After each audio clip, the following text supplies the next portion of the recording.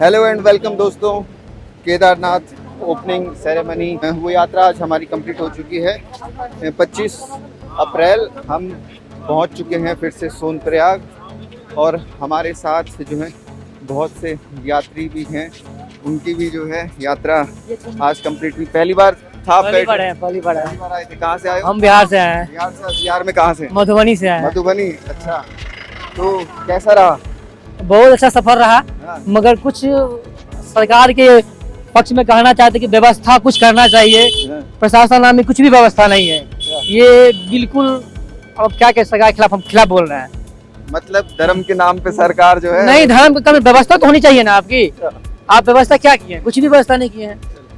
तो बहुत से लोग हैं, आप भी। जी। आप कहाँ से हैं भाई जी? पानीपत से। पानीपत, हरियाणा। तो पहली बार आए थे आपकी? हाँ जी। तो कैसी रही आपकी ये पूरी यात्रा? यात्रा बहुत अच्छी रही, लेकिन व्यवस्था थोड़ा सिस्टम सही नहीं है। अच्छा, या तो दिक्कत किस तरीके की आई इस पूरी व्यवस्था में आपको? पूरी व्यवस्था में जी, एक तो बाबा के भवन पे रहने की सही तरह व्यवस्था नहीं है। हाँ। उसमें अब कुछ कहते हैं कि बर्फ पड़ गई थी इसलिए व्यवस्था सही नहीं हुई, लेकिन प्रॉब्लम बहुत ज्यादा है। दर्शन ढंग से हो गए थे? दर्शन में भी सही लाइन की व्यवस्था सही नहीं है। दर्शन में भी लाइन की व्यवस्था सही नहीं है। नहीं। तो जो यात्री आ रहे हैं उनको कुछ मैसेज करना चाहते हो आपकी, किस तरीके से आए? बच्चों को साथ लाना चाहिए या नहीं लाना चाहिए? नहीं, पर्सनली मैं यही बोलूंगा कि बच्चों को साथ तो लेके बिल्कुल नहीं आना चाहिए यहाँ पे जब तक रश है। जब तक रश है और ये बर्फबारी हो रही है, मौसम ठंडा है। हाँ। हाँ जी, बच्चों को साथ लाने का टाइम है मई जून। जी सर। तो भीड़ बहुत है और बहुत से लोग अभी अपनी यात्रा कंप्लीट करके नीचे पहुंचे हैं। बाकी लोगों से भी मैं बात करता हूँ। तो लोग पहली बार आ रहे थे? हम भैया 6 बार आ चुके। अच्छा, पहली बार कब आए थे? पहली बार आए थे 2013 में। अच्छा, 2013 आपदा के टाइम पे? हाँ। अच्छा, तो इस बार जो आपने दर्शन किए 6 बार पहले के आए, वो पहले नाम क्या है आपका? परवेश शर्मा। रहने वाले कहाँ के? गुड़गांव। गुड़गांव, हरियाणा। हाँ जी। तो इस बार की यात्रा का एक्सपीरियंस कैसा था? इस बार अभी यात्रा स्टार्ट हुई है, पहला दिन था। हाँ। तो मैनेजमेंट भी उतना अच्छा नहीं था, शॉप वगैरह भी कुछ नहीं थी। हाँ। ओवरऑल ठीक था, अच्छे दर्शन हुए। डोली के साथ गए थे, भगवान साथ हमारे 3-4-5 किलोमीटर हमारे साथ थे। सुबह मॉर्निंग में बढ़िया दर्शन हुए, रात अच्छी गुजारी वहाँ पे। अच्छा, रहने वगैरह की कोई ऐसी दिक्कत नहीं हुई आपको? रहने की दिक्कत इस बार रूम वगैरह नहीं मिल रहे थे, लोग बाग थोड़े से सेल्फिश थे। कुछ रूम वाले, रेस्टोरेंट वाले वहाँ पे पहुँच भी नहीं पाए थे, क्योंकि आजकल में सब पहुँचेंगे वहाँ पे, तो रूम कम अवेलेबल थे, महंगे थे। 6 बार के एक्सपीरियंस के हिसाब से इसे कैसे काउंट करोगे आप? 6 बार के और इस बार के एक्सपीरियंस को हम काउंट नहीं कर सकते, यूं नहीं कर सकते।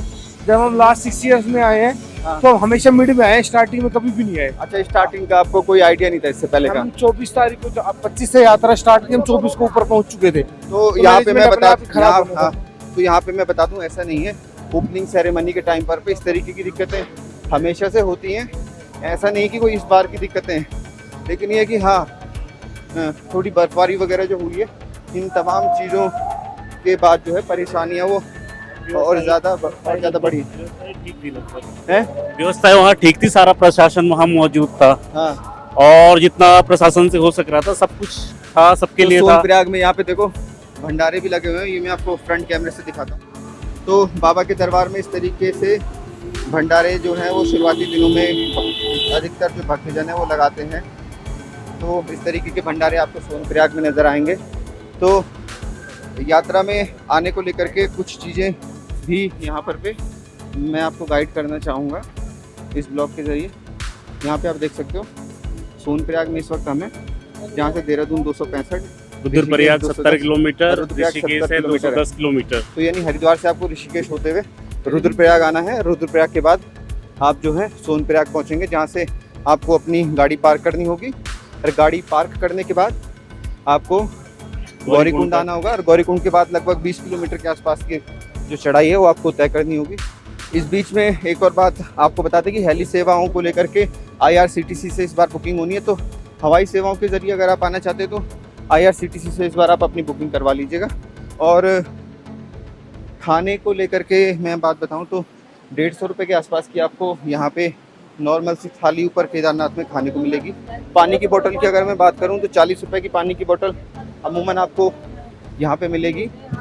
और जो अगर आपको रास्ते में स्नैक्स वगैरह लेने हैं या कुछ भी सॉफ्ट ड्रिंक वगैरह लेनी है तो वो भी आपको अप्रॉक्स डबल रेट उसके पे करने होंगे, क्योंकि उसके पीछे रीज़न है कि ढुलाई बहुत ज़्यादा है ऊपर बहुत की। ज़्यादा पैदल है तो उन्हें बहुत ज़्यादा मेहनत पैदल, करनी हाँ, पड़ती है। हाँ। बर्फ वाला रास्ता है तो जायज़ है उनका हाँ, जो ये तो ये है कि वहाँ तक जो सामान पहुँचाने का जो उनका खर्चा है, वहाँ पे टेम्परेरी हमारे लिए तमाम व्यवस्थाएं करते हैं। तो इन तमाम चीज़ों के बाद जो है वो इस तरीके से और एक किसी को अगर चढ़ाई चढ़नी है तो अपना इलेक्ट्रोल यानी ORS का घोल अपने साथ में, ORS का जो पैकेट होता है वो लेके श्रद्धालु।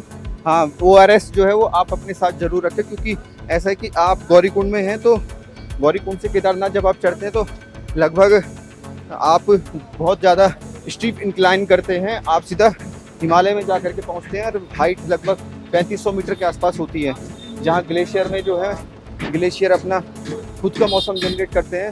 हाई एल्टीट्यूड सिकनेस होती है, तो हाई एल्टीट्यूड सिकनेस के लिए आपके पास इलेक्ट्रोल वगैरह होना बहुत ज़्यादा ज़रूरी है। और कुछ प्रिकॉशन अगर रखनी है तो और बस मेडिकल किट एक अगर आपके पास उपलब्ध हो सकती है, वैसे तो वहाँ सब कुछ है, पर जैसे मूव हो गया, मूव स्प्रे हो गया, दर्द की दवाई हो गई, कभी कभी जैसे पेट दर्द या लूज मोशन हो गया, तो छोटे छोटे दवाई अगर अपने पास हो एक फर्स्ट एड किट की तो वो बना के श्रद्धालु जरूर लाए। हाँ, और रहने को लेकर के मैं एक और बात बता दूँ यहाँ पे कि अगर आप डोरमेट्री वगैरह भी लेते हैं तो 1000 रुपीज़ के आसपास की वो आपको लगभग पड़ेगी। और रूम्स वगैरह जो हैं वो थोड़े कॉस्टली हैं। आप कम से कम ये मान करके चलिए कि आप एक रूम को अगर केदारनाथ में उसे अवील करना चाहते हैं तो वो अप्रॉक्स आपका उसका जो रेट पड़ेगा वो लगभग 5000 के आसपास आप मान करके चलो। टेंट वगैरह आपको सस्ते में मिल सकते हैं, जिसमें आपको बेड शीन वहाँ पर पे मिलेगा।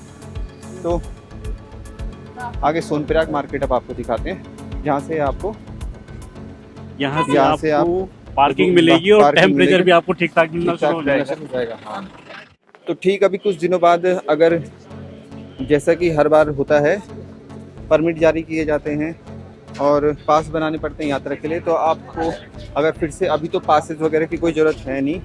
अगर पासेस वगैरह बनते हैं तो यहीं पे वो पासेस चेक होंगे सोनप्रयाग में। और सोनप्रयाग में आपको गर्म कपड़ों की दुकानें भी आसानी से मिल जाएंगी, जिन गर्म कपड़ों की दुकानों से आप अगर, क्योंकि आप प्लेन से आ रहे हैं तो आपको कोई आइडिया नहीं होगा, छतरी और रेनकोट, छतरी और रेनकोट और क्या कुछ रेंज यहाँ पे आपको देखने को मिलेगी वो मैं आपको बता देता हूँ। नमस्कार भाई साहब, बाहर से अगर कोई आता है तो जैकेट वगैरह के क्या कुछ रेट है आपके यहाँ? फिर भी मतलब बैठ जाओ 400-500 सबका अलग अलग रेट है। 400-500 400-500 में रेनकोट कितने का पड़ेगा उन्हें? 100 रुपए। 100 रुपए का। छतरी वतरी भी रखी रहती है आपने? रेनकोट 100 रुपये का पड़ेगा।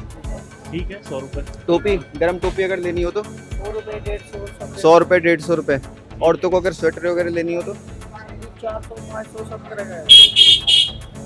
ठीक है। तो ये आप देख सकते हो लीगल रेट है, ऐसा कुछ नहीं है कि कुछ ज़्यादा रेट के आपको गर्म कपड़े मिल रहे हैं। लेकिन ये है कि घर से लेकर के आप अगर आएंगे तो आप ढंग से तैयारियों के साथ आ सकते हैं। तो अगर आप अपने साथ गर्म कपड़े लेकर के नहीं चल रहे हैं घर से, तो आप यहाँ से ज़रूर कुछ ना कुछ गर्म कपड़े अपने साथ ले लें, क्योंकि केदारनाथ की जो हाइट है वो 3500 मीटर से ऊपर है और 3500 मीटर की हाइट बहुत ज़्यादा होती है।